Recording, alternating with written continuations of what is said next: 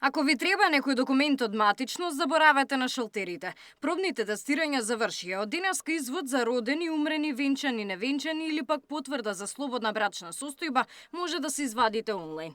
Досега граѓаните може електронски да испратат барање за овие документи, но мораше да ги подигнат исклучиво на шалтер. Денеска и тие се целосно мигрирани на националниот портал услуги.gov.mk, што ќе го забрза нивното користење и се целосно дигитални за разлика од претходно, што значи дека потврдите, односно изводот од матична книга на родени, матична книга на венчани, умрени и новата услуга слободна брачна состојба, потврда за слободна брачна состојба, од денеска се целосно достапни на порталот и со неколку клика граѓаните може да ги добијат и тие услуги. Нови дигитални услуги во Фондот за здравствено осигурување. Електронски веќе може да се извади потврда за пријави и одјави во задолжително здравствено осигурување, потврда за осигурено или неосигурено лице и платен придонес, потврда за исплатен надоместок за плата за времена привремена спреченост од работа.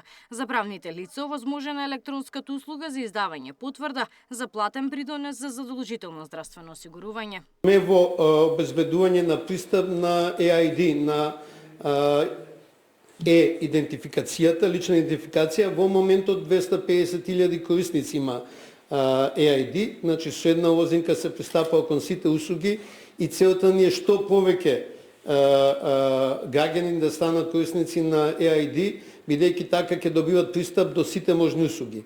EID ќе стане начин на поврзување со услугите што нема да бидат преку услуги, туку ќе бидат услуги што ќе бидат достапни само во Фондот за здравствено осигурување заради карактерот на тие услуги. Во 2024 година на порталот за услуги имало 120.000 корисници, а денеска 240.000. Бројот на услуги е зголемен за 120% и покрај напредокот во дигитализацијата, се уште има институции кои работат само со хартија, а постојат и такви кои се уште работат во комбиниран формат, како УЈП, царина и катастар. Габриела Лескова, Сител телевизија.